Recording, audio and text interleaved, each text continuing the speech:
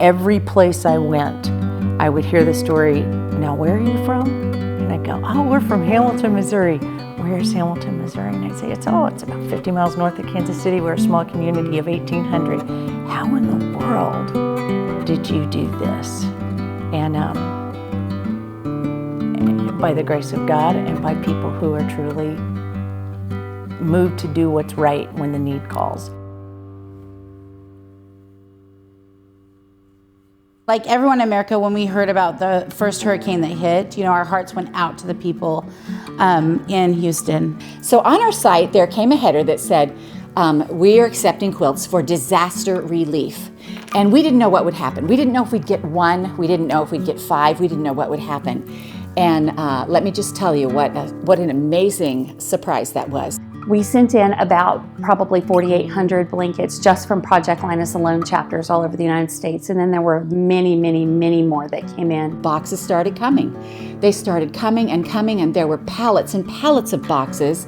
And pretty soon we had to set aside a place in the warehouse to do this.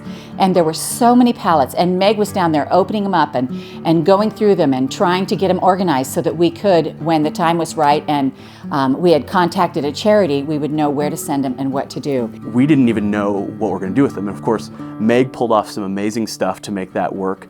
And then with Pastor Jen getting involved, Courtney getting involved, driving down to Houston, driving down to Florida, we were able to turn this into something really special. My boss, Meg, was one of the chiefs that was going to be going, so she asked me if I would like to accompany her down there. And I said, absolutely. Courtney and I, we filled up a 27-foot Penske truck, pretty much like a semi, and we filled it full of love and quilts and blankets, and we headed to the locations that we had worked out previously. They showed us pictures of what they were living in, number one.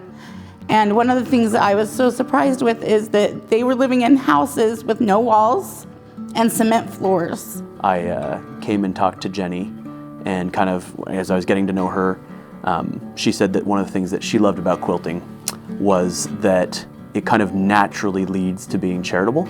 And so I knew that idea, but I had never seen it like this before. So at last count, we had over 9,000 quilts and blankets that were donated to us, and that is on top of 4,000 pillowcases.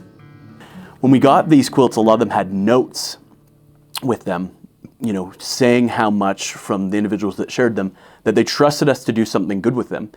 Here's one, and it says, as an area recently hit by Hurricane Irma, we understand what it is like to lose all your possessions and to be thankful for the basic items. Please accept these 3 boxes of quilts for the next circumstance that leaves someone in need. So once the truck left full of quilts to go down to Texas, guess what happened? You guys kept sending quilts. It was amazing. The quilts kept coming and they kept coming, and pretty soon we again had thousands of quilts. And we weren't sure what we were going to do with them because we contacted every charity that we could think of. And then one day a call came, and there was a man who was taking care of refugees from Puerto Rico, and he needed quilts for children. And I kind of presented the issue to him and said, we've got some quilts to come down. And he goes, well, how many do you have? And I said, well, that's kind of the deal. I've got a lot. And he goes, well, how many? How many? And I said, well, I think it's about 3,000. And Jose paused on the other end. And he goes, we serve children, 18 and younger. And he goes, I have a child for every single quilt that you are bringing. And he started crying on the other end. And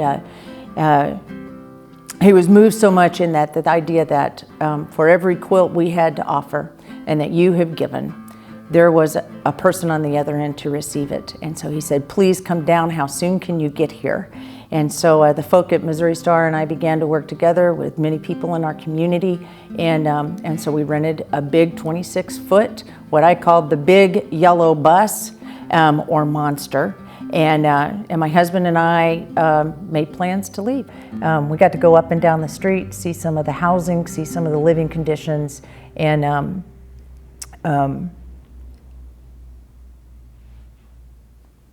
it left my husband and I pretty speechless, but also at the same time excited about this piece that we were getting to be a part of to serve a need of families. So.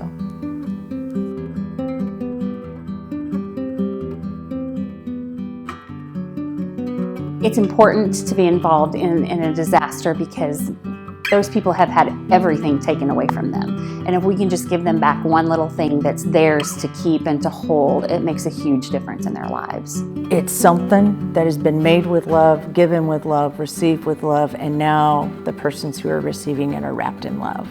And for me, this whole project is like one big quilt, in the sense that we each play a part in some bigger design. And so we get to all be a part of that, knowing that a basic need is being met. There's something about a blanket to hold on to that is comforting. I think it's knowing that somebody else cares. When you're in that situation, I would imagine that you just feel so lost and alone. And I think that somebody else in this little tiny town and across the country, we had quilts come from across the country, somebody cared enough to make something to send to them. And I think that means the world to people when their world just seems so dark.